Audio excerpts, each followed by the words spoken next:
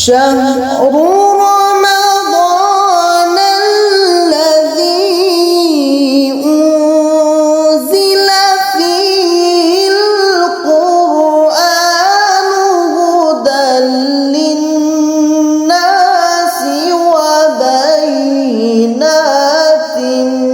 من الهدى والفرقان.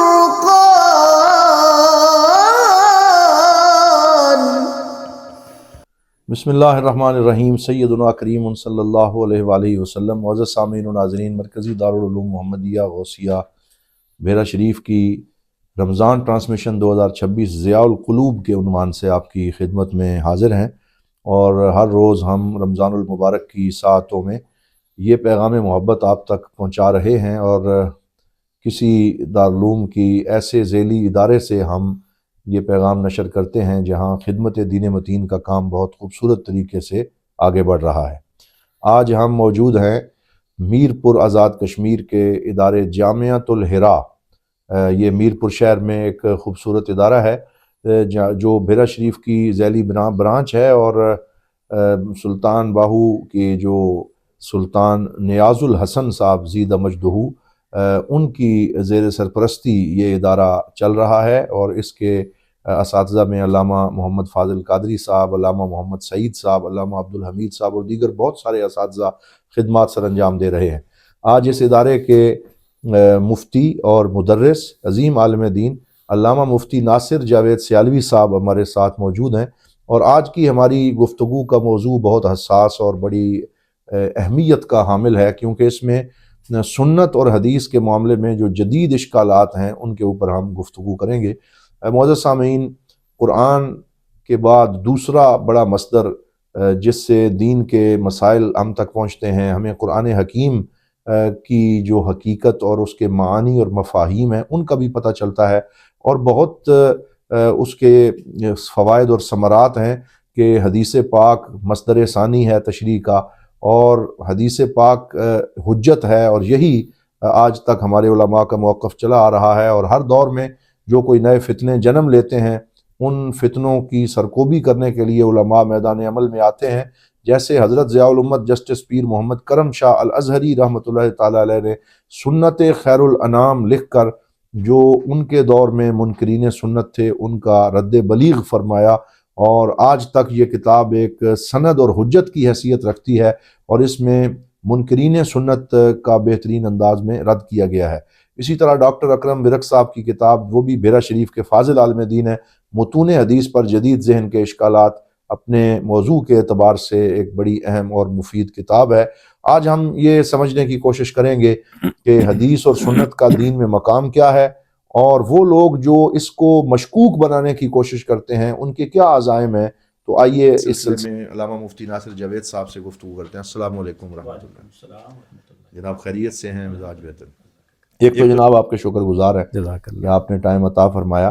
تو یہ جو ایک حدیث کے اوپر اعتراضات ہیں ان کی بنیاد کیا ہے، اور یہ سلسلہ کب سے شروع ہوا، اور اس پہ آپ کیا ارشاد فرماتے ہیں؟ بسم اللہ الرحمن الرحیم، الحمدللہ رب العالمین، والصلاة والسلام علی نبینا الکریم وعلی آلہ وصحبہ اجمعین، اما بعد فاعوذ باللہ من الشیطان الرجیم، بسم اللہ الرحمن الرحیم، لقد کان لکم فی رسول اللہ اسوۃ حسنہ، صدق اللہ العظیم۔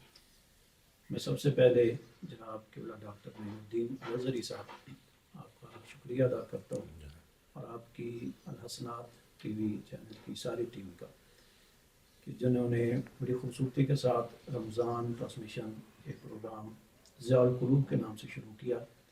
اللہ تعالیٰ استقامت بھی عطا فرمائے، اور امت مسلمہ کو اس سے زیادہ فائدہ حاصل کرنے کی توفیق بھی عطا فرمائے۔ یہ بھی حضور ضیاء الامت کی ایک کرامات میں سے کرامت، اور آپ کی فیوز و برکات میں سے برکت ہے، امت مسلمہ تک پہنچ رہی ہے۔ بہت ایک انتہائی اہم، حساس بھی ہے، اور امت مسلمہ کے لیے انتہائی ضروری بھی ہے، جس موضوع کا آپ نے انتخاب کیا ہے کہ سنت و حدیث پہ جدید اشکالات۔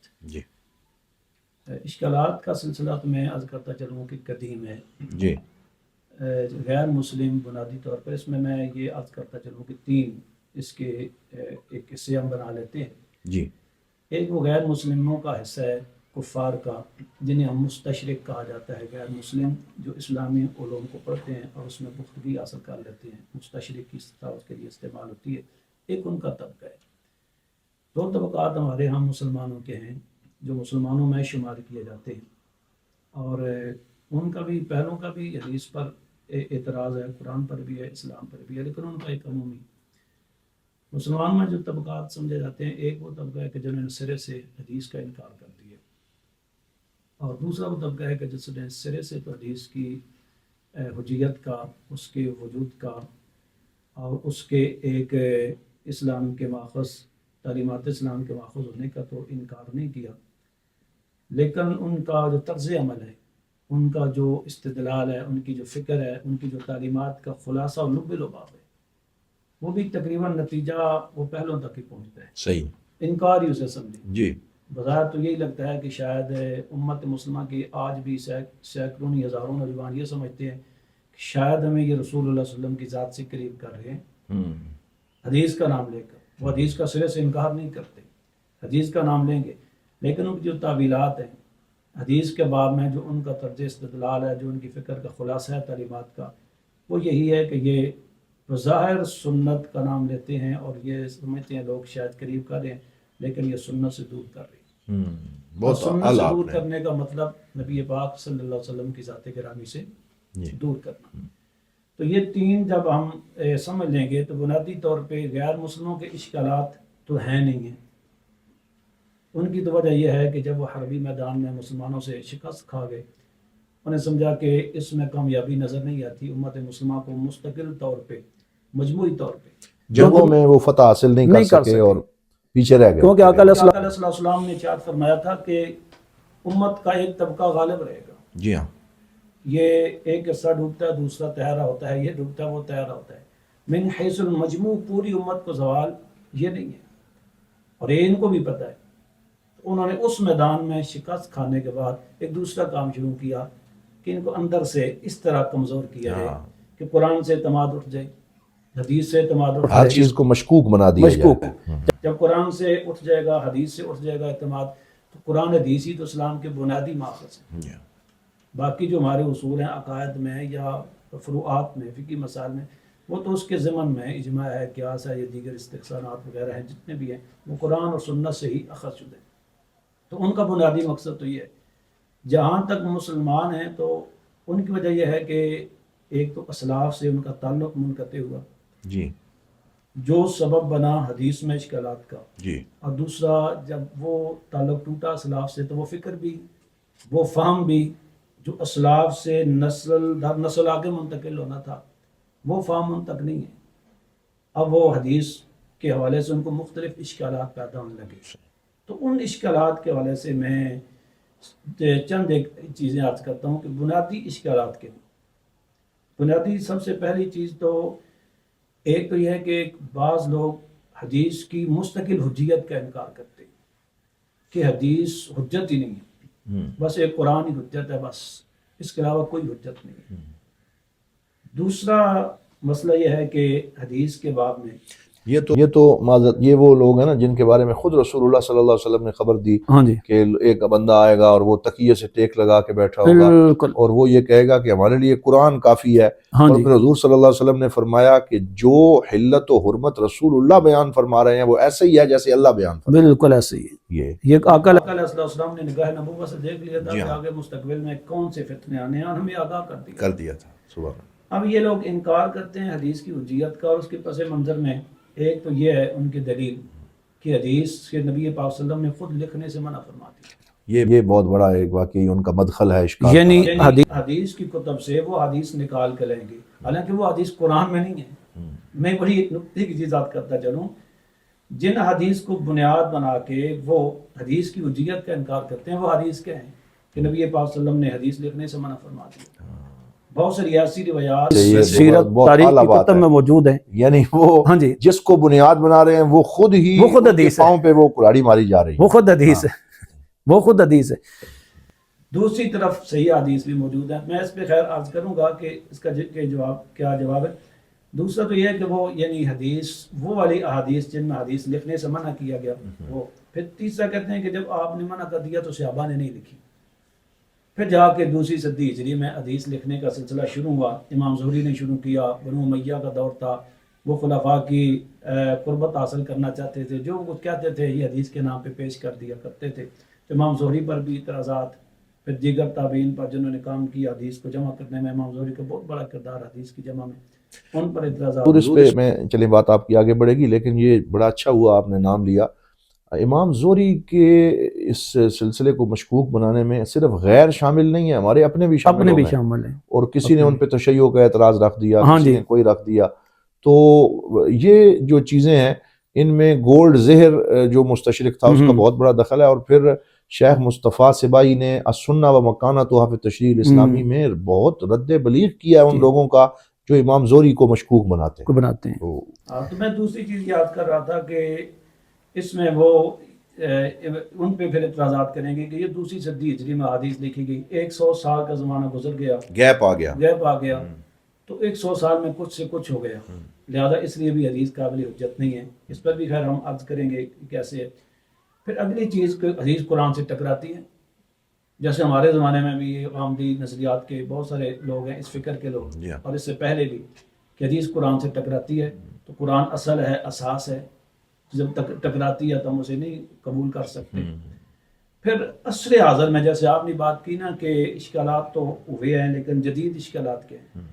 عصر حاضر میں غیر مسلم بھی اور وہ طبقہ جو اپنے آپ کو مسلمانوں میں بھی شمار کرتا ہے، وہ حدیث سے لوگوں کو دور کرنے کے لیے جو حربہ استعمال کر رہے ہیں وہ حدیث کے متون پر اعتراضات ہیں. جیسے آپ نے ڈاکٹر اکرم سر کی کتاب کا ذکر کیا، باقی حضرات نے بھی اس موضوع پہ لکھا ہے، بہت خوبصورت لکھا ہے کہ عقلی اعتراضات، سائنسی اعتراضات کہ حدیث یہ عقل کے خلاف ہے، یہ سائنس کے خلاف ہے. جیسے وہ ہے کہ جو مکھی کے حوالے سے ہے، بالکل ایسا ہی ہے، اس طرح کی کہ حضور صلی اللہ علیہ وسلم نے یہ ارشاد فرمایا کہ اگر یہ بیٹھ جائے تو پورا ڈبو دیا جائے، ایک کال میں شفا ہے. وہ اس کو مزاح بناتے ہیں، مذاق اس کا چیز کا اڑائیں گے.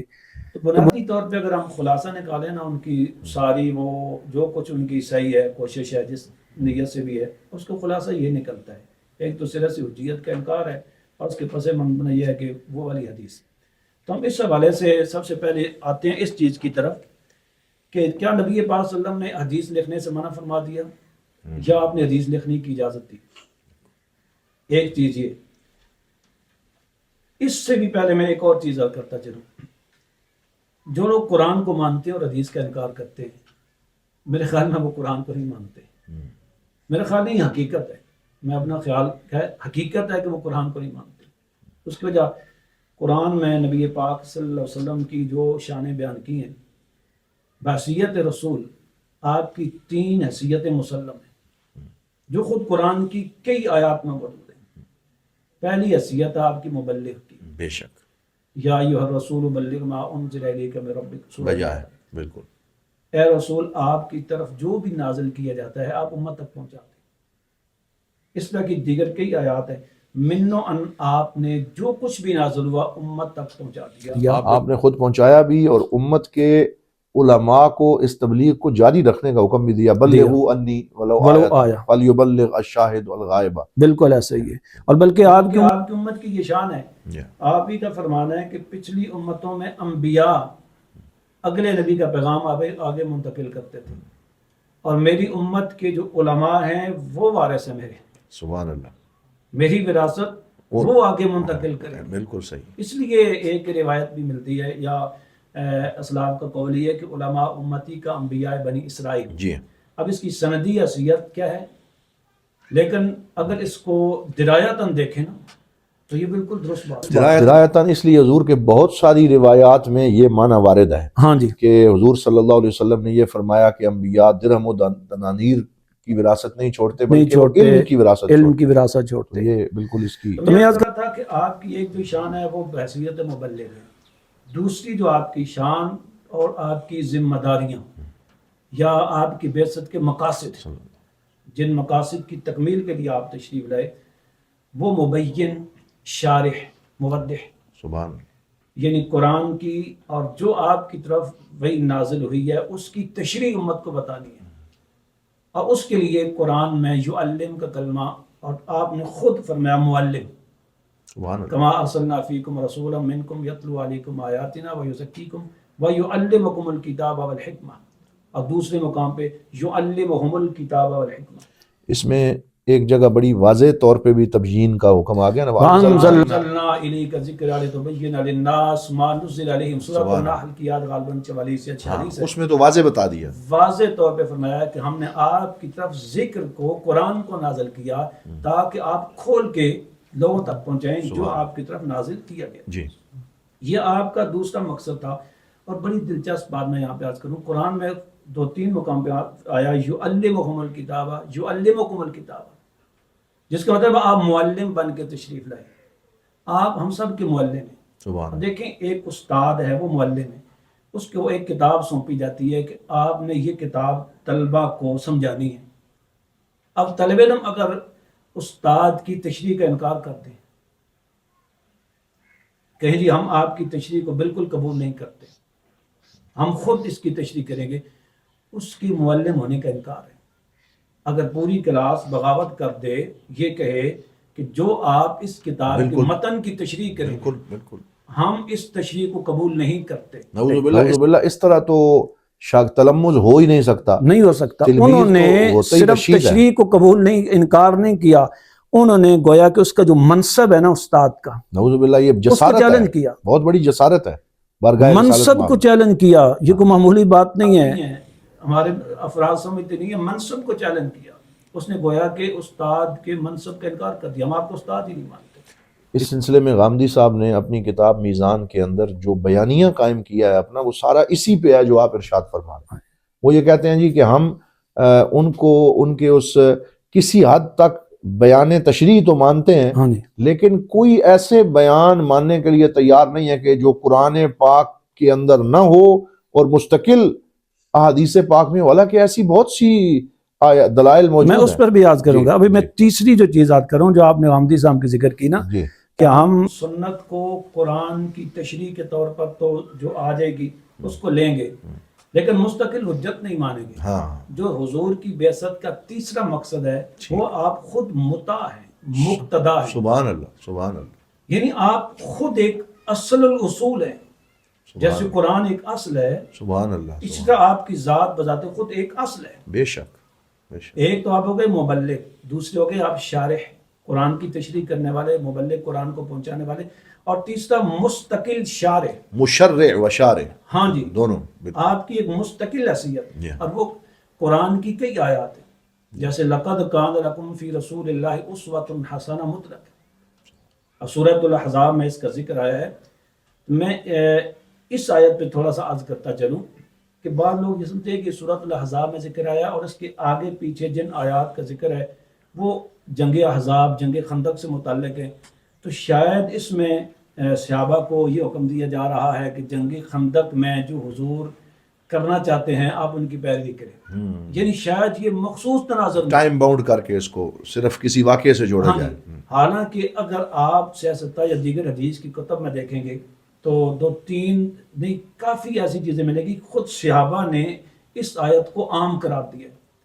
عموم کا مطلب یہ ہے کہ یہ آیت صرف جنگ احزاب سے متعلق نہیں ہے، یہ من حیث المجموع حضور کی ذات کو بیان کر رہی ہے کہ آپ اسوہ حسنہ ہیں. میں 2-3 چیز یاد کروں. حضرت عبداللہ بن عمر رضی اللہ تعالیٰ عنہ حضور کے بڑے جلیل القدر سے آبی. ایک دفعہ ایک شخص آیا، کہنے کا میں نے نظر مانی ہے کہ میں پورا سال روزہ رکھا کروں گا. تو کیا اگر کوئی آدمی اس طرح کی نظر مان لے تو وہ عید کے دن بھی روزہ رکھے، چھوٹی عید، بڑی عید کو، عیدین کو؟ آپ نے اگر وہ رکھے گا گناہ گار ہوگا، کیونکہ رسول اللہ صلی اللہ علیہ وسلم نے عیدین کو روزہ رکھنے سے منع فرمایا. بالکل، یہ صحابہ کا فہم یہی ہے. ہاں جی. اس کے بعد آپ نے یہ تو اس کے بعد آپ نے آیت پڑھی لقد کان لکم فی رسول اللہ اسوۃ حسنہ. سبحان اللہ. پھر ایک اور شخص ایسے موقع ملا تو ایک شخص نے عرض کی کہ میں عمرہ کروں اور عمرے کے بعد طواف کرنے کے بعد صحیح نہ کروں کیونکہ میرا عمرہ ہو جائے گا. آپ نے فرمایا جو رسول اللہ صلی اللہ علیہ وسلم نے عمرہ کیا. اب مثلا ہم عمرہ کرتے ہیں نا مثالی کی طور پہ، جو کہتے ہیں جی ہم حضور کو مستقل اصل و رسول نہیں مانتے. اب عمرہ میں ہم کیا کریں؟ ساری چیزیں قرآن نے اس انداز میں بیان نہیں کی، یا حج کی تمام جزیات کو بیان نہیں کیا، نماز کی تمام جزیات کو بیان نہیں کیا، آقا علیہ السلام نے ان جزیات کو بیان کیا۔ عرض کی اس نے کہ میں صحیح نہ کروں، آپ میں رسول اللہ صلی اللہ علیہ وسلم صحیح کیا کرتے تھے، اور اس کے بعد آپ نے یہ آیت پڑھی لقد کان لکم فی رسول اللہ اسوۃ حسنہ۔ ایک تیسرا واقعہ پیش آیا، ایک شخص نے سفر تھا تو وہ نماز سے پہلے اور بعد کی سنتوں پر زور دیا۔ حالانکہ یہ ہے کہ سفر میں آدمی کی تھکان ہوتی ہے، فرضوں میں قصر ہے، تو سنتوں کا یہ حکم ہے کہ آپ بالکل ہی چھوڑ دیں، اور اگر کوئی آدمی نہیں تھکا ہوا، اس کے پاس وقت ہے تو پڑھ لے، تو منع بھی نہیں ہے، بعض حدیث میں مل جاتا ہے، دونوں چیزوں کی گنجائش اس کے پاس موجود ہے۔ اچھا، اس نے زور دیا پہلے اور بعد کی سنتوں پر۔ آپ نے فرمایا کہ نبی پاک صلی اللہ علیہ وسلم کے ساتھ ہم نے سفر کیا، وَلَمْ يُسَبِّحْ فِي سفر، آقا علیہ السلام سفر میں نفلی نماز، یہ جو سنتیں پہلی، ان پہ آپ سختی نہیں فرماتے تھے، اور اس کے بعد پھر آپ نے یہی آیت پڑھی لَقَدْ كَانَ لَكُمْ فِي رَسُولِ اللَّهِ أُسْوَةٌ حَسَنَةٌ۔ حضور مجھے یاد آتا ہے کہ ایک عورت جو حضرت سیدنا عبداللہ ابن عمر کے پاس حاضر ہوئی اور اس نے کہا کہ یہ مسئلہ الخفین ہمیں قرآن میں نظر نہیں آتا، تو یہ کہاں سے؟ تو آپ نے فرمایا یہ قرآن میں ہے۔ اس نے کہا جی قرآن میں کہاں ہے؟ فرمایا تم نے قرآن کی آیت نہیں پڑھی وما آتاکم الرسول فخذوہ وما نہاکم عنہ فانتہوا، کہ جو حضور عطا فرمائیں وہ لے لو، یہ قرآن ہے، یہ قرآن سے باہر نہیں ہے، کیونکہ رسول کا عطا کرنا دراصل اللہ کا عطا کرنا ہے۔ تو اگر اس آیت کو بھی ساتھ جوڑ لیا جائے تو یہ مفہوم مزید بالکل اور بڑی دلچسپ ایک واقعے کی طرف آپ نے اشارہ کیا، بخاری شریف میں یہ موجود ہے، حضرت عبداللہ بن مسعود رضی اللہ تعالیٰ عنہ کے پاس ایک خاتون تھی ام یعقوب۔ بات یہ چلی کہ عورتیں جو یہ نشان لگواتی ہیں جسم پہ نا، اور پھر اپنے چہرے کے بال نوچتی ہیں، تھریڈنگ کرتی ہیں، اور دانتوں میں خلا کرتی ہیں، یا دیگر شکل بگاڑ کے تو اپنی وہ جو نسوانی صورت ہے اس کو بگاڑتی ہیں۔ آپ نے لعنت کی، آپ نے فرمایا کہ لعنت ہو واشمات پر، مستوشمات پر، متنسمات پر، المفلحات دانتوں میں سوراخ کرنے والی، المفلجات، اور المغیرات لخلق اللہ۔ بے شک۔ اچھا، اس خاتون نے کہا ام یعقوب نے کہ یہ کیا آپ لعنت کر رہے ہیں؟ آپ نے فرمایا میں کیوں نہ لعنت کروں اس پہ جس پہ اللہ نے لعنت کی، اس کے رسول نے لعنت کی۔ ام یعقوب نے زیادہ تعجب سے پوچھا کہ رسول اللہ نے تو لعنت کی، لیکن قرآن میں اللہ نے لعنت کہاں پہ کی؟ اور اس کا یہ جملہ ہے کہ میں نے قرآن کو پڑھا ہے، قد قرأت ما بین لوحین یا ما بین دفتین، میں نے پورا قرآن پڑھا ہے، فما وجدت فی، میں نے اس قرآن میں یہ کہیں بھی نہیں پایا، اور ہے بھی نہیں الحمد سے لے کر والناس تک، واشمات مستوشمات متنسمات پہ کوئی لعنت نہیں، کوئی یاد نہیں ہے۔ حضرت عبداللہ بن مسعود رضی اللہ تعالیٰ عنہ نے فرمایا اگر تم نے قرآن پڑھا ہوتا لئن قرأتی لوجدتی، اگر تم نے قرآن پڑھا ہوتا تو قرآن میں یہ بات تمہیں ضرور ملتی۔ اور اس کے بعد پھر آپ نے یہ آیت سورۃ الحشر کی پڑھی وما آتاکم الرسول، جس کا بھی آپ نے ذکر کیا، وما آتاکم الرسول فخذوہ وما نہاکم عنہ فانتہوا، جو رسول دیں جو بھی وہ لے لو، جس سے منع کریں۔ اور مسند احمد بن حنبل، جتنا میں نے بیان کیا بخاری میں نا، مسند احمد بن حنبل میں امام احمد بن حنبل نے حضرت عبداللہ بن مسعود رضی اللہ عنہ مرویات میں ذکر کیا کہ اس عورت نے پھر پوچھا، یعنی اس سے تعجب ہوا، اس نے پوچھا کہ واقعہ قرآن میں ہے، ام من القرآن ام الرسول اللہ؟ آپ نے فرمایا کہ من القرآن و الرسول اللہ۔ واہ، آپ نے فرمایا کہ یہ یوئی کا تصور ہے نا، یہ صحابہ کے ہاں نہیں، وہ تو ہے ہی ہے کہ وہ عابد ہیں اور وہ معبود ہیں، وہ خالق ہے اور یہ اس کی مخلوق ہے، لیکن اس کے علاوہ جو وہاں سے ہو یہیں آ کے ہو، جو یہاں نہیں تو وہاں نہیں، یہ تو بڑا واضح تھا تصور ان کے ہاں۔ مطلب یہ اب آپ نے مطلب ذکر کیا نا وہ غامدی تصور کا کہ ہم مستقل حجت نہیں مانتے۔ اب اس پہ آپ غور کریں تو صحابہ کرام مستقل حجت کیا حدیث کو قرآن کی طرح مانتے ہیں، یعنی جو آقا نے فرمایا وہ سمجھو قرآن ہے۔ انہوں نے خود جب کہہ دیا کہ آپ کیا بات کرتی ہو، میں نے یہ مجھے قرآن میں نظر آ رہے ہیں۔ اب صحابہ کو تو یہ واشمات، میں اکثر کہتا ہوں کہ مستوشمات، متنسمات، مغیرات، یہ قرآن میں نظر آ گیا، لیکن ان نظرات کو نہیں، یعنی صحابہ حضور کے فرمان کو وہی حیثیت دیتے تھے جو قرآن کو۔ سبحان اللہ۔ ہم نے جو درجہ رکھا نا کہ پہلے قرآن کا یا بعد میں سنت کا، اس کی وجوہات سند کے اعتبار سے بنیادی طور پہ ہیں کہ قرآن سند کے اعتبار سے کل کا کل متواتر، مافوق ہے اور عالی ہے، بالکل اس کی سند کے اعتبار سے شک نہیں ہے، اضطراب نہیں ہے، حدیث کے درجے ہیں، تو اس اعتبار سے پھر ہمارے آزاد نے لکھا ہے حدیث متواتر، فقہائے کرام نے اصول فقہ کی کتب میں، اصول حدیث کی کتب میں حدیث متواتر پہ کہ یہ قرآن کی طرح ہے، اس کا انکار قرآن کا انکار۔ تو مستقل جہاں تک حجیت کی بات ہے وہ تو صحابہ کی یہ کیفیت، بلکہ ترمذی شریف کے اندر حضرت معاذ بن جبل جب حضور نے بھیجا یمن بھیجا قاضی بنا کے، تو پوچھا، حالانکہ آقا صلی اللہ علیہ وسلم کو پتہ تھا اپنے غلاموں کے بارے میں، لیکن آپ کے پوچھنے ان کے جواب دینے میں قیامت تک آنے والی امت کے لیے کتنی بڑی رہنمائی ہے۔ آج وہ اشکالات ان اشکالات کا جواب، فرمایا بما تقضی یا معاذ، معاذ کیسے فیصلہ کرو گے؟ آج کی بھی کتاب اللہ کہ قرآن سے، فرمایا فَلَمْ تَجِدْ، اگر قرآن میں نہ ملا پھر بسنت رسول اللہ، یعنی خاموش نہیں ہوگے کہ بس قرآن میں نہ ملا تو پھر میں چپ کر جاؤں گا۔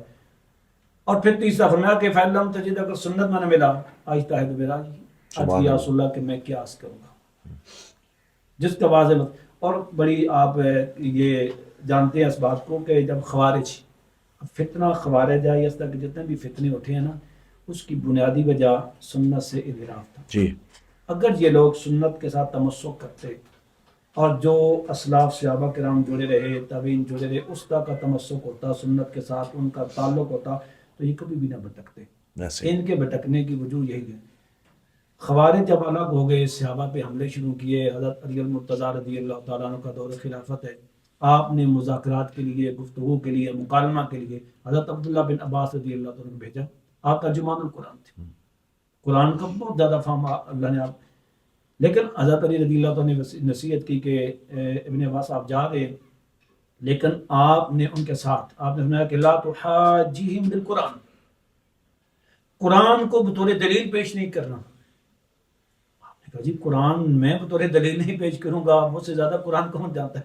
آپ نے فرمایا القرآن ذو وجوہ ولیکن خاصم بالسنہ، خاصمہم بالسنہ، فرمایا قرآن کا ایک ایک کلمہ حمال ذو اوجہ، ہاں جی، وہ بھی لفظ بھی آیا ہے نا کہ یہ بالکل اس میں بہت احتمالات آ جاتے ہیں، احتمالات ہیں۔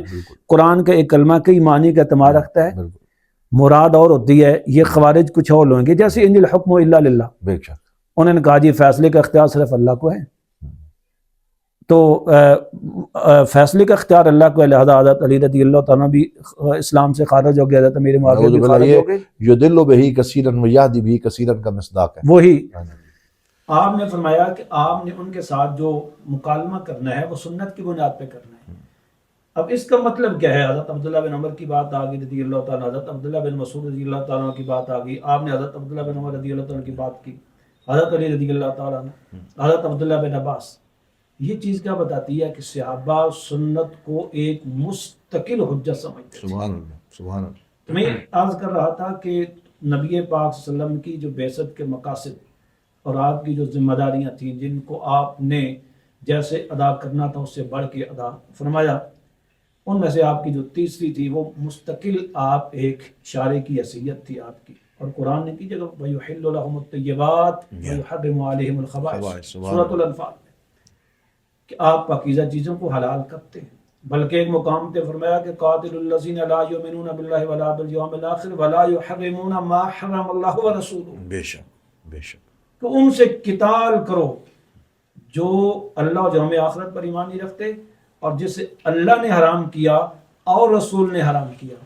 یہاں حضور تھوڑا سا ایک طرف میں ایک اہم پہلو کی طرف آپ کی توجہ دلانا چاہوں گا۔ یہ جو بنیاد ہے ان کے ہاں انکار سنت کی کسی نہ کسی شکل میں، اگرچہ یہ اپنے آپ کو نہ منکرین سنت کہتے ہیں جیسے آپ نے شروع میں اشارہ کر دیا، اور اگر کوئی کہے تو محسوس بھی کرتے ہیں، لیکن پھر بھی کسی نہ کسی شکل میں ان کی فکر کے نتائج تو اسی طرح منتج ہوتے ہیں کہ وہ انکار سنت پہ ہی ہیں، وہ میں نہ مانوں کی شکل میں ہے۔ بالکل ایسا۔ اب اس میں ایک بات میں عرض کروں گا کہ عقلیت پسندی بہت بڑا مسئلہ ہے، کہ ہر چیز کو عقل کے پیمانوں پہ پرکھنا۔ اس میں ڈاکٹر سعید رمضان بوطی صاحب نے فقہ السیرہ کے مقدمے میں بہت خوبصورت بات جو لکھا ہے، اس میں وہ فرماتے ہیں کہ ایک منہج موضوعی ہے اور ایک منہج علمی ہے، اور یہ سو کالڈ علمی اور سائنٹیفک میتھڈ والے جو لوگ ہیں یہ کہتے ہیں کہ ہر وہ بات جو ہماری عقل کو سمجھ آئے گی ہم اسے تسلیم کریں گے، اور جو ہماری عقل کو سمجھ نہیں آئے گی ہم اس میں تعویل کریں گے۔ اور اس میں انہوں نے 3-4 مثالیں دی ہیں، جن میں سے ایک مثال یہ ہے کہ وہ جو ابرہہ کا لشکر آیا اور اس نے وہ اپنی چونچوں سے چونچوں میں ابابیل نے وہ ہاں جی کنکر پھینکے، وہ محمد حسین ہیکل کہتے ہیں کہ یہ ایک ان کے ہاں چیچک کی بیماری ان کے وجود میں پیدا ہو گئی تھی، یہ کوئی پتھر نہیں آئے تھے نہیں تھے، کیونکہ پتھر اسے سمجھ نہیں آ رہا ہے کہ نہیں آ آ رہے سکتے تھے. ہیں. تو یہ جو مسئلہ ہاں اقلیت جی. پسندی کا، اسی طرح ملائکہ کا آنا بدر میں، وہ کہتے ہیں یہ فرشتے نہیں آئے، یہ اسپرچول ہیلپ ہے جو اندر سے انر ایک انسان اندر سے قوت پیدا ہو گئی ان قوت کے پیدا یہاں. ہو گئی. یعنی جس کو کہہ لیں کہ فاسد تعویلات فاسد تعویلات. جو بالکل واضح طور پہ نا میں یہ بھی یاد کرتا چلوں کہ عقل، شریعت نے، اسلام نے، قرآن و سنت نے عقل کو بالکل رد نہیں کیا، لیکن عقل کو حاکمیت بھی نہیں دی. شریعت نے حاکمیت شریعت کو دی ہے، قرآن و سنت کو، عقل کو اس کے تابع رکھا ہے. جی. انہوں نے الٹا کر دیا، انہوں نے اللہ اس کے رسول کے پیغام پر، وحی پر عقل کو حاکم بنا دیا، فوقیت دے دی. عقل کی بارگاہ میں مقدمہ پیش کیا قرآن و سنت کا. اگر عقل کو سمجھ آ گیا تو اس نے فیصلہ دے دیا لے لو، عقل کو سمجھ نہ آیا انہوں نے انکار کر دیا. حالانکہ انسانی عقل محدود ہے، وحی کا دائرہ اسے بہت زیادہ وسیع ہے. بے شک. ہم تو یہ تو ہوئی نا اللہ اور اس کے رسول کی بات، بعض اوقات تو ہم ایک عام آدمی کی بات بھی اپنی عقل سے نہیں سمجھ سکتے وقتی طور پہ. جی. بیٹا باپ کا فیصلہ نہیں سمجھ سکتا. بعض اوقات ہم سے منصب میں، علم میں، عمر میں چھوٹا آدمی ہوتا ہے، وہ کوئی بات کرتا ہے جی. اور وقتی طور پہ ہمیں اس کی بات سمجھ نہیں آتی، ہم کہتے ہیں یہ عقل کے خلاف ہے. لیکن کچھ وقت گزرتا ہے ہماری عقل اس کو سمجھ جاتی ہے، جس کا مطلب یہ ہے کہ انسان کی عقل وہ محدود ہے. وہ خود اپنے جیسے انسان کی بات کو بھی بعض اوقات وقتی طور پر، بعض اوقات کبھی بھی نہیں سمجھ پاتی. اس کے اندر بھی حکمتیں موجود ہوتی ہیں. تو اللہ اس کے رسول کی بات کی تہ تک وہ کیسے مکمل طور پہ پہنچ سکتی ہے؟ اسی وجہ سے اشکالات ان کو پیدا ہوتے ہیں. کچھ احادیث ایسی ہیں کہ جن سے واقعہ بظاہر ایک ایسا آدمی کہ جس کا کوئی ٹھوس علمی پس منظر نہ ہو، جس نے پوری طرح تاریخ، قرآن کے محاورے، حدیث کے محاورے، مجاز، حقیقت، ان چیزوں کی سمجھ نہ ہو تو واقعہ انکار کر دیتا ہے. جیسے پڑھ رہا تھا ڈاکٹر اکرم صاحب نے ذکر کیا اپنی کتاب میں یہ اشکال کہ یہ جی ان کا یہ اعتراض ہے کہ آقا صلی اللہ علیہ وسلم نے فرمایا کہ زور کی نماز کو ٹھنڈا کر کے پڑھو، فَإِنَّ شدت الحر من فیح جہنم، جی. کہ گرمی کی شدت جہنم کے سانس لینے سے. اب یہ انہوں نے اٹھایا، آگ لگا دی. اور دیکھو جی جہنم کے سانس لینے سے، ہم دیکھتے ہیں تو سورج نکلتا ہے تو گرمی ہوتی ہے. ہاں جی، سورج دور ہو جاتا ہے سردیوں میں، گرمی کم ہو جاتی ہے، گرمیوں میں قریب ہو جاتا ہے تو گرمی زیادہ ہو جاتی ہے. تو اب ہمارے حضرات نے بڑا خوبصورت اس کے جواب دیے. ایک تو یہ ہے کہ چیزوں کے دو طرح کے سبب ہوتے ہیں. ایک ظاہری سبب ہوتا ہے جو ہمیں نظر آ رہا ہوتا ہے. مثال کے طور پر ایک آدمی مرتا ہے جی گردے ختم ہو گئے، ایک آدمی مرتا ہے جی شوگر اس کی لو ہو گئی، ایک آدمی مرتا ہے جی دماغ کی شریان پھٹ گئی، ایک آدمی مرتا ہے جی اٹیک ہو گیا، ہارٹ اٹیک ہو گیا. یہ ظاہری اسباب ہے. لیکن قرآن کیا کہتا ہے؟ قُلْ يَتَوَفَّاكُم مَلَكُ الْمَوْتِ. سبحان اللہ. اب بندہ کہے مجھے تو ملک الموت نظر نہیں آیا. اور یہی منکر حدیث سے پوچھا جائے یا حدیث کو عقل کے ترازو پہ تولنے والے سے پوچھے جائے کہ جناب آپ کو یہ تو پتہ چلا کہ ڈاکٹری رپورٹ کہتی ہے، میڈیکل سائنس کہتی ہے گردے ختم ہو گئے، آپ کو ملک الموت نظر آیا؟ کسی ٹیسٹ میں نہیں آیا. آپ کو جناب اس کا دل بند ہوتے ہوئے تو پتہ چلا، سائنس کہتی ہے اس کا دل بند ہو گیا، آپ کو ملک الموت نظر آیا؟ نہیں آیا. لیکن قرآن کو کیا ہم انکار کر دیں گے؟ تو پتہ چلا کہ دو سبب ہے. ایک ظاہری سبب ہے جو ہمیں نظر آ رہا ہے کہ آدمی بلندی سے گرا مر گیا، ایک آدمی کا جناب اس کے گردے ختم ہو گئے، ایک آدمی کا یہ مسئلہ ہو گیا، یہ مسئلہ ہو گیا، یہ مسئلہ کسی نے قتل کر دیا.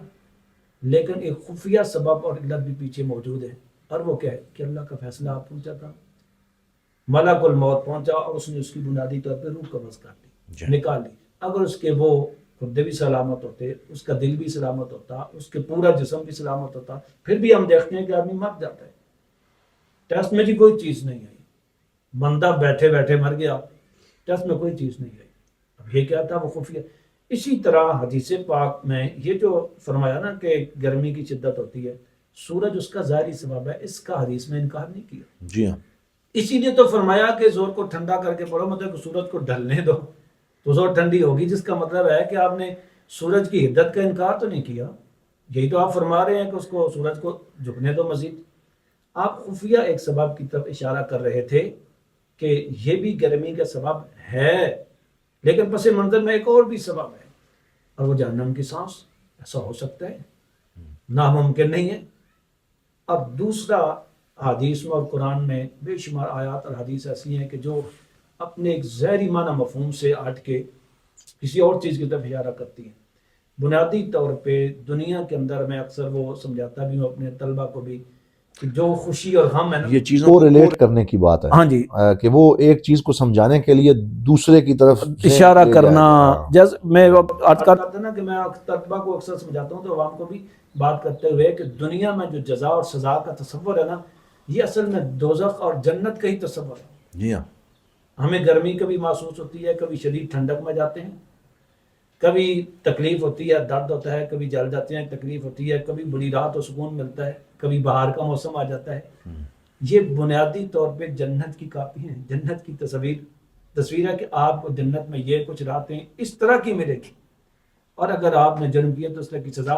بنیادی طور پہ یہاں من فیح جہنم، یہ بھی ہو سکتا ہے کہ عین جہنم کی وہ سانس مراد نہ ہو، اس کی جنس مراد ہو، کہ دنیا کی گرمی یہ جہنم کی گرمی سے ہی سمجھو کہ تاکہ فکر آخرت پیدا ہو۔ ہاں جی، یہ بھی اس کی اسباب ہے نا جی، کہ جہنم کی گرمی کی طرف اشارہ کرنے کے لیے اللہ نے دنیا میں گرمی رکھی ہے۔ ہاں، آقا علیہ السلام شاید یہ اشارہ کرنا چاہتے ہو نماز کے باب میں، تاکہ لوگوں کی نماز کی طرف توجہ ہو، تاکہ ان میں ڈر پیدا ہو، ڈر پیدا ہو، خوف پیدا ہو۔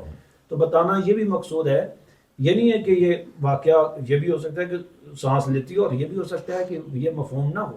جیسے قرآن میں تبت یدا ابی لہب، ابو لہب کے ہاتھ ٹوٹ گئے، اس کے ہاتھ مرنے تک سلامت تھے، مطلب مجازن اس کا معنی یہی تھا کہ وہ ہلاک ہو گئے۔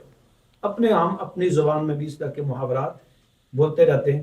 اس طرح مختلف اشکالات، یہ میں نے ایک چیز ذکر کی نا، عقل کے ترازو پہ حدیث کو تولنے کی کوشش کرنا، اور یہ سمجھنا کہ ہم اسی وجہ سے معجزات کا انکار ہو۔ اب آقا علیہ السلام کے معجزات پچھلے انبیاء کرام میں سے کسی نبی کا انفرادی طور پہ کیا من حیث المجموع بھی اتنے معجزے نہیں ہوں گے جتنے معجزات حضور کے ہیں۔ اب مستشرقین نے بھی طرح انکار کیا، اور ہمارے بہت سارے لوگوں نے معجزات کا انکار کر دیا، صرف اس لیے جی ہماری عقل میں نہیں آتی، معراج کا معجزہ ہماری عقل میں نہیں آتا، مشرکین مکہ کی عقل میں بھی نہیں آیا تھا، اور انہوں نے بھی اعتراض کر دیا۔ اسی طرح بہت ساری چیزیں جو انہوں نے عقل کی بنیاد پہ اعتراض کیا، ہمارے آزاد اسی کو لیں گے، جیسے مکی والی آپ نے ذکر کیا۔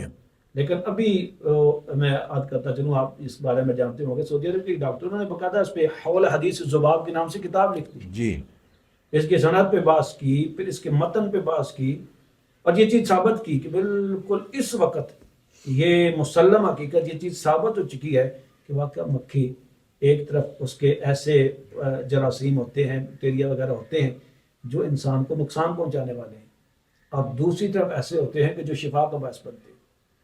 یعنی یہی حدیث جس کو لوگ پہلے یہ سمجھتے تھے کہ شاید یہ عقل کے خلاف ہے، آج ان کی عقل میں آ گئی ہے۔ حضور صلی اللہ علیہ وسلم نے غالباً کسی مقام پہ لکھا کہ یہ لوگ سمجھتے ہیں کہ ہماری عقل میں نہیں آتی ہے۔ آپ فرماتے ہیں کہ بہت ساری چیزیں تھیں جو 100 سال پہلے عقل میں نہیں آتی تھی، 100 سال بعد عقل میں آ گئی۔ بالکل ٹیکنالوجی کے اس دور میں ہاں جی، وہ چیزیں سمجھ آ سکتی ہیں، سمجھ آ سکتی ہیں۔ آج جو ہماری عقل میں نہیں آتی 10 سال بعد ہو سکتا ہے آج ہے۔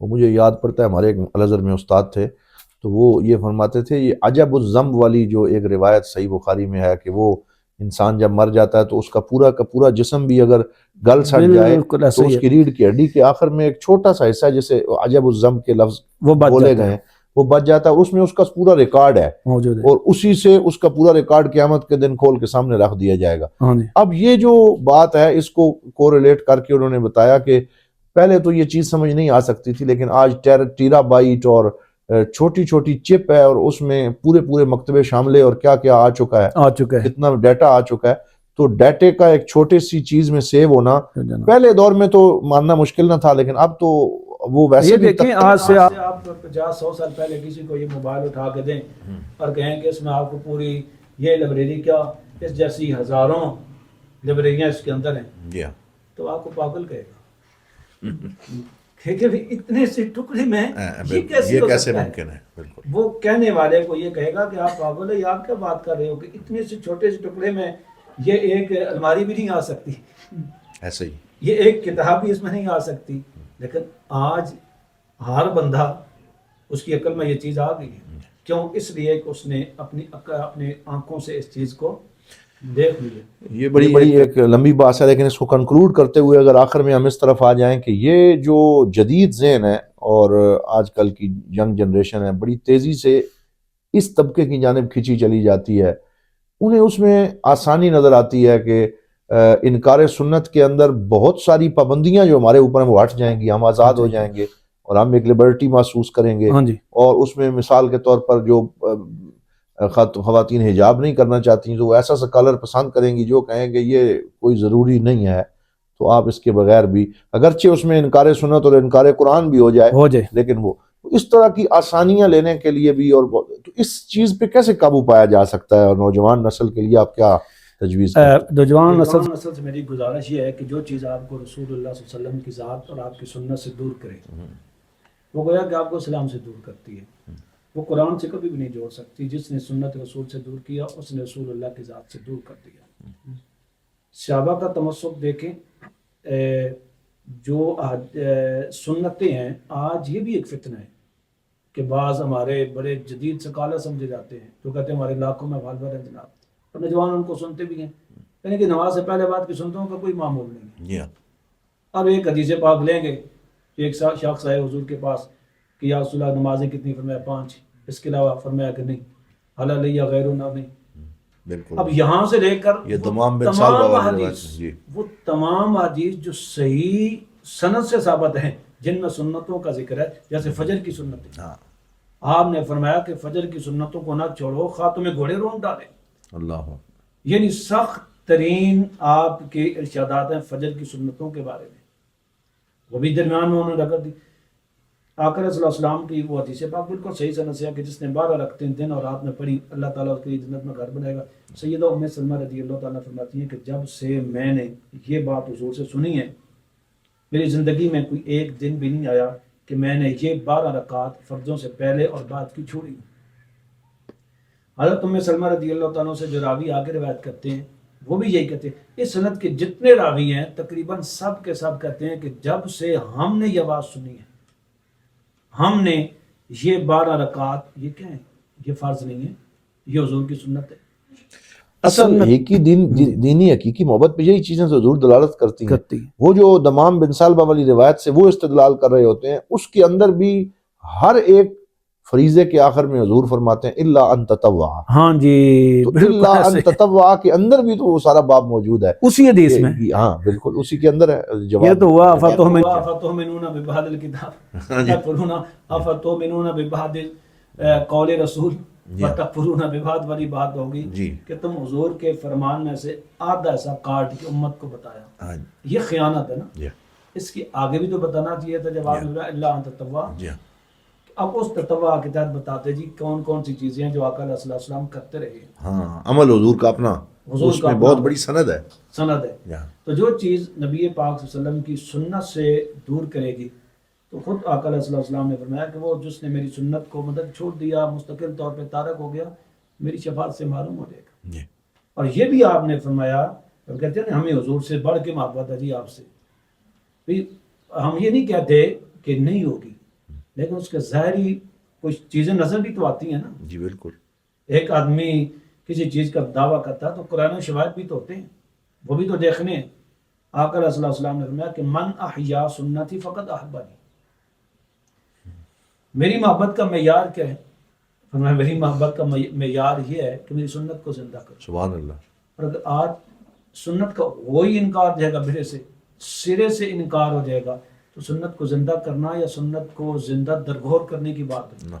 سنت کو دفن کرنے کی ناپاک. لو کان حبک صادقا لاطاعتہ ان المحب لمن یحب مطیع. بالکل ایسے ہی. جیسے یہ حضرت امام شافعی اور دیگر بڑے حضرات صوفیاء میں سے متعدد کسے یہ قول منقول ہے کہ تو محبت کا دعویٰ کرتا ہے اللہ اس کے رسول سے اور رسول اللہ کی نافرمانی کرتا ہے.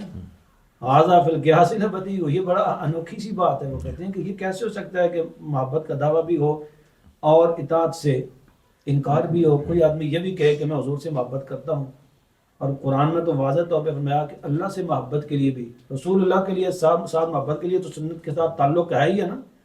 اللہ سے محبت کے لیے بھی کیا فرمایا یہودی بھی کہتے تھے محبت کرتے ہیں، عیسائی کہتے ہیں محبت کرتے ہیں. پھر میں حبیب پاک آپ ان کو بتاؤ، قل ان کنتم تحبون اللہ فاتبعونی، سبحان اللہ. اللہ سے محبت کرنی ہے تو پھر میری پیروی کرو. اب یہ ہوگا کہ اللہ تم سے محبت کرے گا. اس کا مطلب ہے کہ سنت کی پیروی میں اللہ نے اور اللہ کے رسول نے محبوبیت رکھی ہے. سنت کی پیروی سے بندہ صرف اللہ کا محب نہیں بنتا، محبت کرنے والا نہیں بنتا، بلکہ اس سے بھی بلند درجہ محبوب بن جاتا ہے. سبحان اللہ. سنت کے اندر نوجوانوں کے لیے آپ فرما رہے تھے نا کہ کیا گزارش، تو نوجوان نسل کے لیے ہماری گزارش یہ ہے کہ سنت کی پیروی میں اللہ کی محبت ہے، سنت کی پیروی میں رسول اللہ صلی اللہ علیہ وسلم کی محبت ہے. اور یہ اصل الاصول ہے بندے مومن کی زندگی. اصل ہے ہی کل قرآن و سنت عمل کہ بندے کا اللہ کے ساتھ تعلق جوڑے. اصل رسول بندگی استاج وار کی ہے. بالکل ایسے ہی ہے. اصل صوفیاء کی چلہ کشی، یہ علماء کی کاوشیں، سب کچھ کا مقصد کیا ہے؟ اللہ اس کے رسول راضی ہو جائے، اللہ اس کے رسول کی محبت پیدا ہو جائے. یہ آخر میں اب یہ ہمارے جو دوست سارے ہمارے جامعۃ الحراء کے طلباء ساتھ شریک رہے اور اس پوری ڈسکشن کو سنا، تو ہم چاہیں گے کہ ان سے بھی کوئی ایک سوال شامل کر لیا جائے اگر وہ اس پہ کوئی پوچھنا چاہیں. السلام علیکم ورحمۃ اللہ وبرکاتہ. میرا نام عدنان صغیر ہے اور میں کلاس دوراول سے ہوں. میرا مفتی صاحب سے سوال ہے کہ جو حدیث کا انکار کرنے والے وہ کہتے ہیں کہ جو حضور سرور کائنات صلی اللہ علیہ وسلم نے جو ہمیں یہ تعلیمات دی وہ صرف اس دور کے ساتھ خاص ہے، اور اب کیونکہ اب یہ جو دور ہے اس میں جدید ٹیکنالوجی ہے اور اس کے ساتھ اس کا بہت کم جوڑ ملتا ہے، یا اس طرح سے وہ سوال کرتے ہیں. تو اس سوال کا رد کیسے کیا جائے گا؟ بڑی خوبصورت بات جو یہ کہتے ہیں نا کہ یہ اس دور سے متعلق آقا علیہ الصلوۃ والسلام عرب میں تشریف لائے اور عرب کا وہ مزاج تھا اس کے مطابق ہی آپ نے ان کی تربیت کی. آج مزاج اور ہے، آج کا معاشرہ اور ہے، تو آج کے دور میں اپنے انداز میں تربیت کرنے کی ضرورت ہے. آقا علیہ الصلوۃ والسلام کا خود فرمانا ارسلت الی الخلق کافہ، مجھے بھیجا گیا ہے ساری مخلوق کے لیے. کیا ہم مخلوقات میں آتے ہیں؟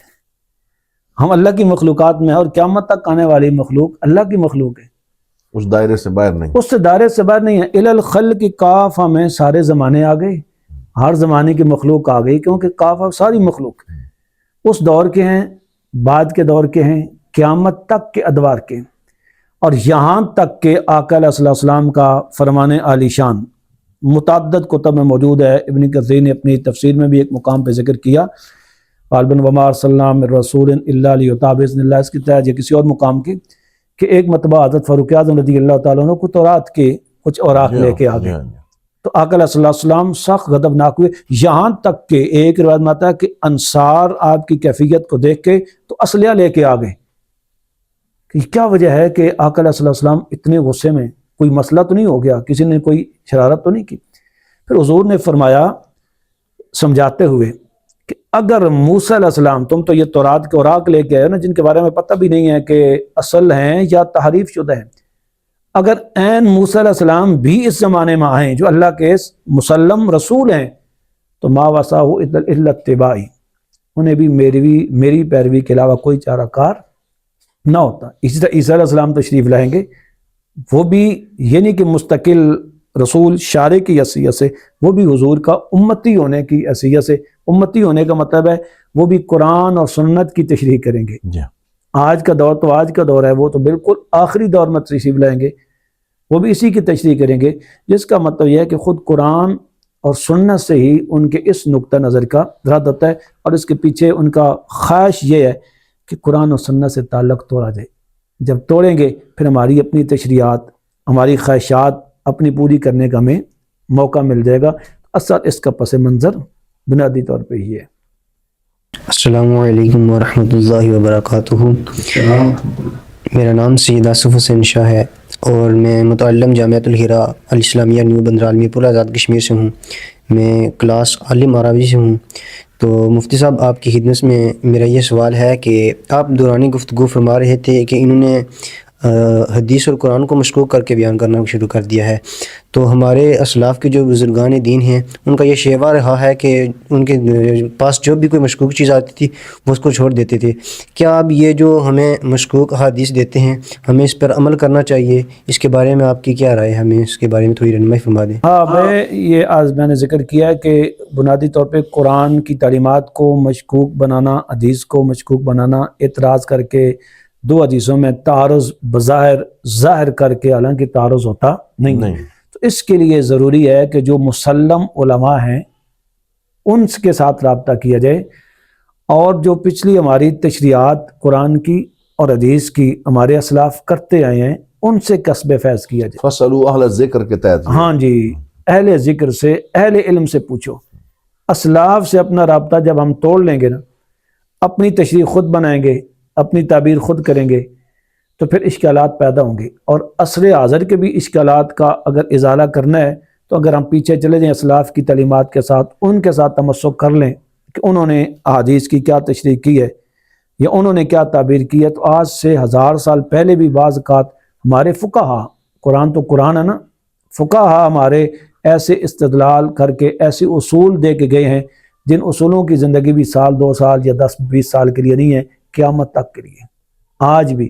تو اس کا حل شکوک و شبہات کے ازالے کا، منکرین حدیث کے شکوک و شبہات یا بذات جو اپنے آپ کو منکر نہیں کہتے، اس کا یہی ہے کہ اسلاف کی تعلیمات کے ساتھ جڑا جائے. جو قرآن و سنت کی تشریح انہوں نے کی ہوئی ہے اس کی روشنی میں آج بھی مزید رہنمائی لے کے تو آگے چلا جائے. اسی میں ہمارا بہتری ہے اور ہماری نجات بھی ہے. السلام علیکم ورحمۃ اللہ وبرکاتہ. جی، میرا نام تحسین احمد سبحانی ہے. جامعۃ الحراء میں کلاس ادیب عربی کا میں طالب علم ہوں. میرا مفتی صاحب سے یہ سوال ہے جو کہ آپ نے پروگرام کے شروع میں عرض کیا کہ ایک گروہ تو وہ ہے جو مستقل حدیث کی حجیت کا انکار کرتا ہے، دوسرا گروہ وہ ہے جو حدیث کی حجیت کو مانتا ہے. چونکہ آج کل کی جو ینگ یونین ہے یہ تقریباً مرزے کے فالوور ہے، تو یہ کسی بھی مسئلے کا اگر جو یہ پوچھتے ہیں تو اس کے بارے میں کہتے ہیں کہ یہ مسئلہ قرآن سے نہیں ہے اور بخاری میں اور مسلم میں نہیں ہے.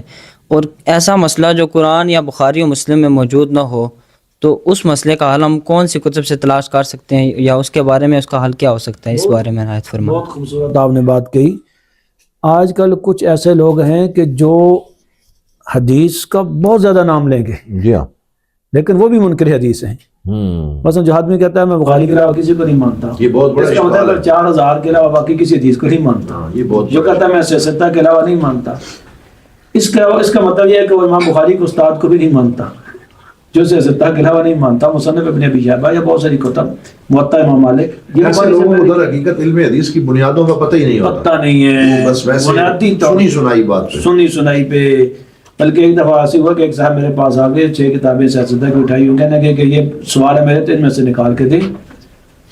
میں نے کہا مجھے پہلے آپ قرآن ہے نا، یہ تو ان سے بڑا ہے نا، اس سے آپ پہلے مجھے یہ نکال کے دیں کہ ان 6 سے نکال کے ہی دینا. کیا خیال ہے؟ کمال کر. تو یہ اس سے بڑا تو قرآن ہے نا، ان 6 سے بڑا قرآن آپ بھی مانتے ہو. کہنے کا مانتا ہوں. تو میں نے کہا اس قرآن میں آپ کے سامنے رکھتا ہوں، اس قرآن سے مجھے یہ نکال کے دیں کہ ان 6 کا ذکر ہو، اور قرآن نے کہا ہو کہ جو بھی مسئلہ آئے وہ ان 6 سے نکالنا ہے، 7ویں سے نہیں نکالنا. اگر یہ آپ نکال دو تو پھر میں 6 سے نکال دوں گا. اگر آپ یہ نہ نکال سکو تو جو آپ کی بنیاد ابھی ختم ہے. 6 کو تو کہہ دی نہیں ہے، اطیع اللہ واطیع الرسول. ہم یہ کہتے ہیں کہ ان 6 کو بھی نہ نکالو، ہاں جی، اور ان سے بھی مسئلے نکالو، ہاں جی. اور ان سے ہٹ کے جہاں سے بھی صحیح حدیث مل جائے. صحیح حدیث، صحیح حدیث. ہمارے حضرت کا جب حدیث صحیح سند کے ساتھ آپ کو مل جائے، وہی ہمارا مذہب ہے، وہی ہمارا نقطہ نظر ہے. امام اعظم کی طرف منسوب بھی ہے کہ ثقل حدیث پر وہ مذہبی اعلیٰ اس پہ لکھا ہے. اس کا بھی مطلب یہی ہے کہ جب حدیث صحیح ہے وہ میرا مذہب ہے. بعض کہتے ہیں کہ اچھا جی اس کا مطلب ہے کہ فقہ حنفی میں کچھ ایسی چیزیں بھی ہیں کہ جو صحیح حدیث کے خلاف ہیں، تو آپ کو مل جائے تو وہ یہ چھوڑ کے دو. یہ مطلب نہیں ہے. اس کا مطلب یہ ہے کہ جو حدیث صحیح ہے سمجھو فقہ حنفی وہی ہے. میں جو کچھ کہہ کے جا رہا ہوں انشاءاللہ ذی قیامت تک تو میں اس پر صحیح حدیث ہی ملے گی، وہ صحیح حدیث کے مطابق ہوگا. تو یہ بھی ایک بہت بڑا اشکال، امت کو گمراہ کرنے کی کوشش. بہت سارے لوگ تو صرف بخاری تک محدود ہیں، اور وہ بنیادی طور پہ امام مالک کی تقلید چھوڑیں گے، امام شافعی کی چھوڑیں گے، امام اعظم کی چھوڑیں گے، امام احمد بن حنبل کی چھوڑیں گے، اور امام بخاری کی تقلید کر لیں گے. نہیں حضور، وہ بھی دور ہو گیا اب مسئلہ. اب وہ سب کی تقلید چھوڑیں گے اور کہیں گے ہم مقلد نہیں ہیں، اور ابن باز اور عثیمین اور البانی کی تقلید کریں گے. تقلید کرنا شروع کر دیں گے. یعنی بنیادی طور پہ وہ تقلید کر رہے ہیں. اگر آپ کے وہ فالوور ہیں تو وہ کہیں گے جی ہم سب کو چھوڑتے ہیں، آپ مان تو لیا میرے ہیں تو ہم سب کو چھوڑتے ہیں جی، ہم ان کی تشریح مانیں گے. مثلا بعض کہتے ہیں نا جی وہ بابوں کو چھوڑ دو تو فلاں کو بھی چھوڑ دو، فلاں کو بھی چھوڑ دو. ایک صاحب اس طرح مجھے کہنے کہ جی ہم فلاں فلاں فلاں بابوں کو نہیں مانتے. تو میں نے کہا جس کو مانتے ہو وہ تو کسی کو مانتے ہو نا، وہ بھی تو کسی سے پڑھتا ہے نا، کہیں سے تو اس نے لی ہے کوئی چیز، تشریح لی ہے قرآن سے، حدیث سے، اسلاف لکھ کے گئے ہیں، عربی سے نہیں اردو ماخذ سے لے لی، 200 سال 500 سال پہلے کے بزرگ سے نہیں لی، آج کے کسی بابے کی لے لی تو ہے. کیا کسی آدمی پہ سارا قرآن کی تشریحات اور حدیث کی تشریحات وہ وحی کے طور پہ نازل ہوئی؟ نہیں. سلسلہ ہر آدمی کسی نہ کسی طور پہ وہ تقلید میں کسی کی پیروی میں لگا ہوا ہے، لیکن وہ اس کے ساتھ ساتھ انکار بھی کر رہا ہے. تو یہ بات آپ کی اس حوالے سے درست ہے کہ یہ ایسا اشکال ہے. اللہ تعالیٰ.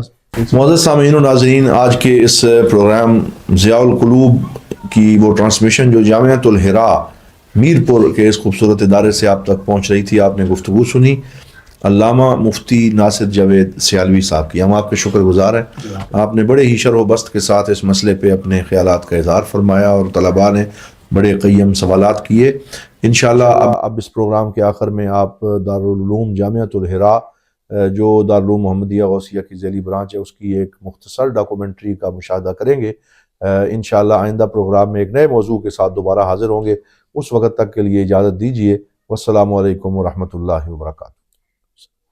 بسم اللہ الرحمن الرحیم. اس وقت ہم جامعۃ الحراء نیو بندرال میرپور آزاد کشمیر میں موجود ہیں، اور یہ ادارہ 21 ستمبر 2003 میں مارز وجود میں آیا، اور اس کی سرپرستی حضرت صاحبزادہ سلطان نیاز الحسن سروری قادری آستانہ عالیہ سلطان بہو رحمۃ اللہ علیہ اور حضرت صاحبزادہ سلطان فیاض الحسن صاحب سروری قادری سجادہ عالیہ حضرت سخی سلطان بہو رحمۃ اللہ علیہ فرما رہے ہیں. اور اس وقت اس ادارے میں تقریباً 250 بچیاں اور 125 بچے پڑھ رہے ہیں، اور اس میں مکمل درس نظامی کے ساتھ ساتھ عصری علوم، FA BA اور MA کی کلاسز بھی جاری ہیں. اور اس ادارے کی ایفیلیشن درس نظامی کے لحاظ سے مرکزی دارالعلوم محمدیہ غوثیہ بیرا شریف کے ساتھ ہے، جبکہ عصری علوم کی affiliation must university Mirpur Azad Kashmir کے ساتھ ہے.